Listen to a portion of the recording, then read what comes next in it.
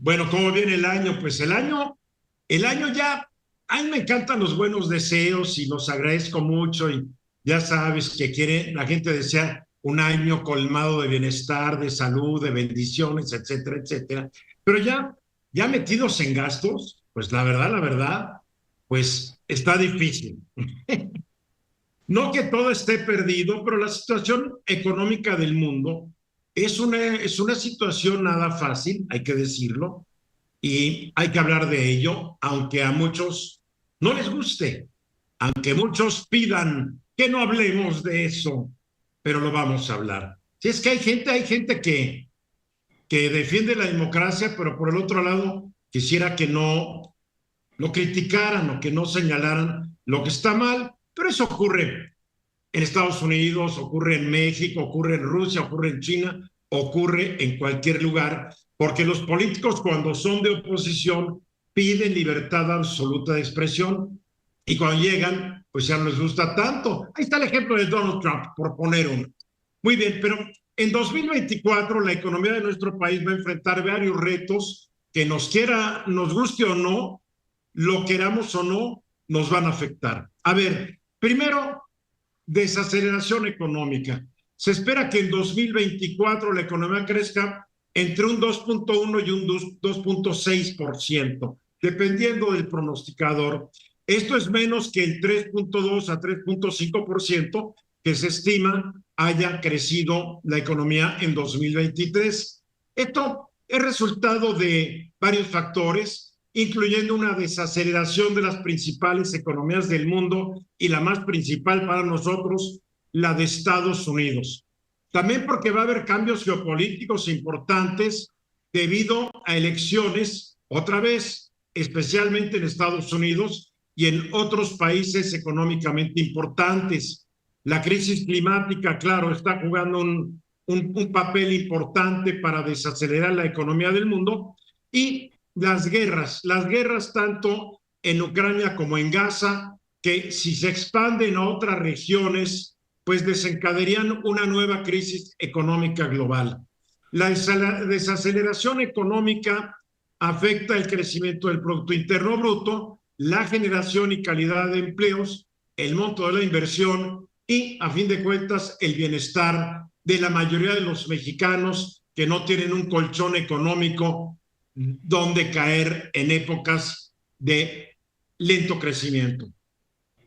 Otro reto importante es la inflación, que en 2003 difícilmente va a llegar al 3% deseado por el Banco de México. De acuerdo al Fondo Monetario Internacional va a ser del 3.89%, el Instituto Mexicano de Ejecutivos de Finanzas estima que va a alcanzar el 4%. Otra vez el aumento de los precios de productos importados, y estamos importando mucho, guerras en Gaza y Ucrania y los efectos resultantes de la pandemia de COVID-19 dificultan lograr esta meta. Pese a los significativos aumentos en los salarios mínimos y otros ingresos de los mexicanos, la inflación va a erosionar el poder adquisitivo de los consumidores y va a afectar negativamente a la economía, porque si se consume menos, pues la planta industrial genera menos riqueza.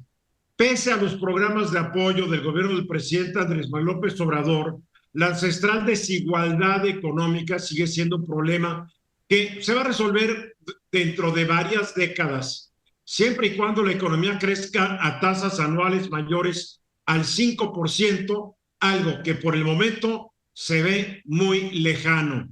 En 2024 el gobierno va a gastar casi 4.4 billones de pesos en el rubro de desarrollo social. De este monto, casi 742 mil millones irán para pensiones y becas, así como los programas Sembrando Vida, entrega de fertilizantes, precios de garantía, fortalecimiento del sector educativo y otros. Pero no van a resolver el problema de la desigualdad.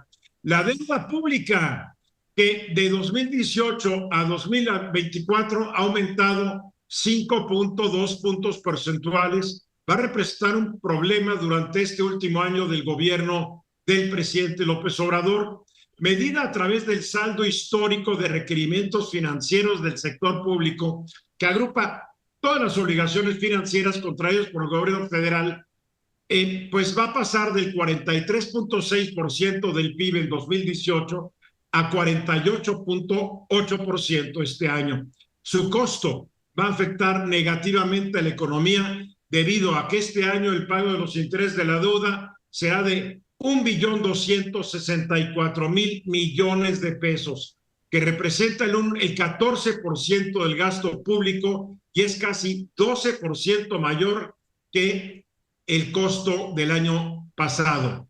Y finalmente, como sucede casi cada 6 años, el proceso electoral de 2024 va a generar incertidumbre y volatilidad en la economía. El 2 de junio los mexicanos vamos a elegir a la sucesora de Andrés Manuel López Obrador y todo indica que esta será Claudia Sheinbaum, la virtual candidata presidencial de Morena, PT y Verde. Ante toda esta situación, pues la mayoría de las personas deberán adaptarse a la situación gastando menos y estirando hasta donde les sea posible su gasto. Así está el asunto, nos guste o no nos guste, Hugo, René y Rodrigo. Oye, Eduardo, yo pienso que en este sentido, realmente donde habría que... Levantó la mano primero Rodrigo. Muy bien. No lo vi, perdón. Estamos en Zoom, manita habla. Rodrigo.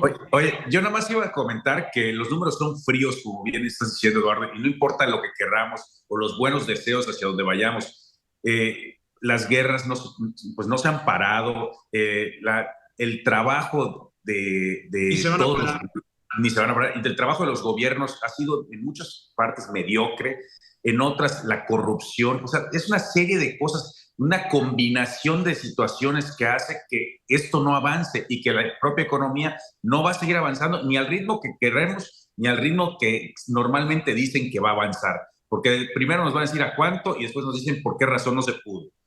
Bueno, la economía no ha avanzado desde la década de los 80s. Desde los 80s, la economía de México ha crecido muy despacito año con año. Lejanos están los días de los 50s y 60s, donde la economía avanzaba muy rápidamente. También avanzó rápidamente durante la docena trágica de Echeverría y López Portillo, pero a un costo de endeudamiento y de locuras populistas que después nos llevaron a una quiebra de la cual todavía no nos hemos recuperado. Ahora sí, Hugo, René. Bueno, yo en este sentido, Eduardo, creo que habrá que poner también especial énfasis en el arranque de los jóvenes. Creo que esta desigualdad les está pegando sobre todo a los recién egresados, porque en términos normales traen un 30% de poder adquisitivo, como tú comentabas, a diferencia de los 80s, cuando debería de ser mucho mayor. Es más, si fuera igual el poder adquisitivo en este sentido, estuviera mal todavía. Entonces, vaya, creo que esto trae acarrea unos problemas brutales, porque la juventud totalmente desesperanzada como está, no pueden comprar viviendas, no pueden aspirar a más cosas.